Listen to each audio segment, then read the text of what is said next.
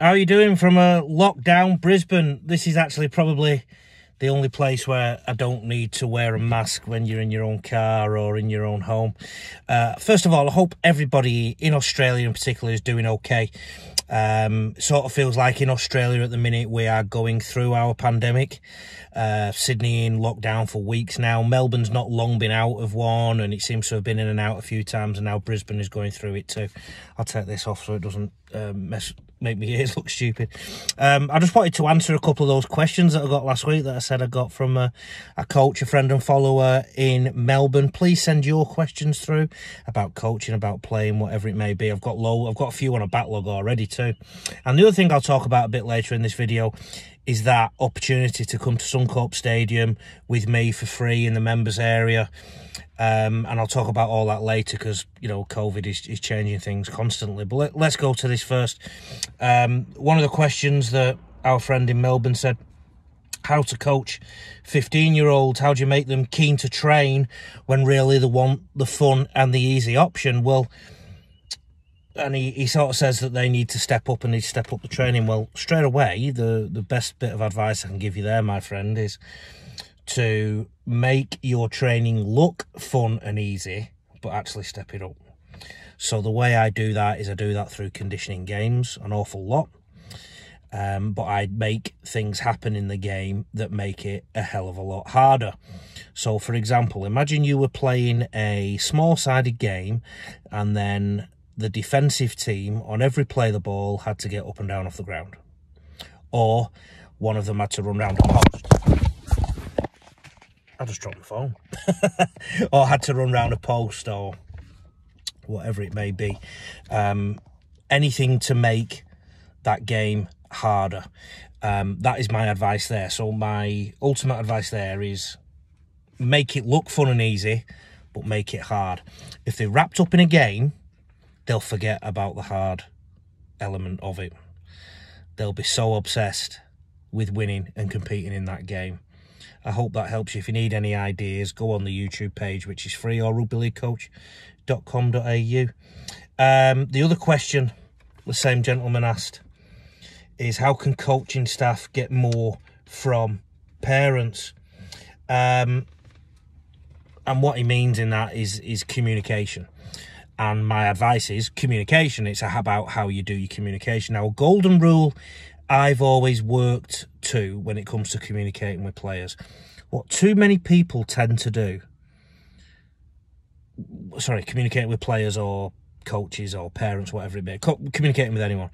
What too many people tend to do is use one method and hope that one size fits all.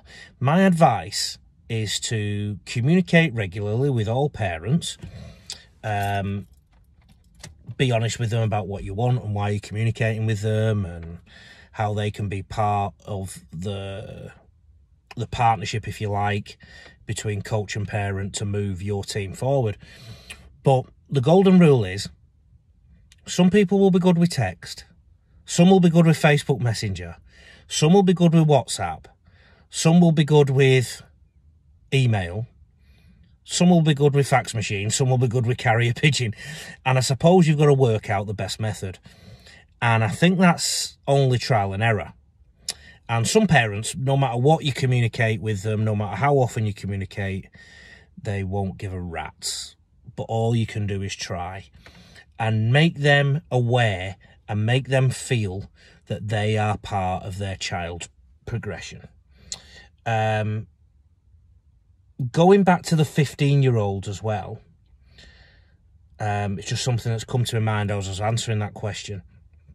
You got to remember, 15-year-old-ish is when the distractions start to kick in, right? Where they find other things in life.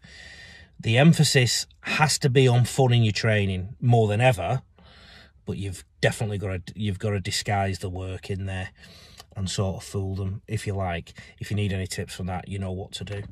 Hope that answers your question. So I wanted to take a coach to Suncorp on, I think it was August the 22nd. It's a Warriors game. Because of the old Rona, Suncorp has gone from having every game and almost feeling like I was going to be at Suncorp every 2 minutes watching a game of rugby league, to now it's locked down and we can't get in the ground. Who knows how long this lockdown's going to go for, and who knows if all games will be at Suncorp. So here's what I'm going to do. Keep sending your entries in. What we're looking for is share a nice post about and tag in at Rugby League Coach, right? On Instagram or Facebook. But also tell us what you do a bit as a coach. But the idea is that you share something nice about us on your social media feed. That's all I'm asking you to do. And the best one and the most creative one, I'll meet you at the Wally Lewis statue at Suncorp Stadium. I'll take you up to the members' bistro there. I'll buy you a feed, I'll buy you all your drinks, whatever you want to drink. Try not to get the most expensive champagne.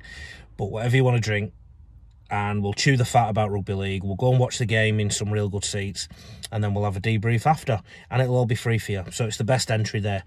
I guess my only worry right now is what's happening with the fixtures. But right now the game is still the Warriors Brisbane game on that Sunday. I think it was the 22nd of August. And don't get me wrong, if I get some real good entries, I'll take someone else to another game and have 2 winners or 3 winners. Because a week ago, I had so many fixtures at Suncorp, I might as well have set up a tent there or whatever. One thing I want to talk about still is this World Cup thing.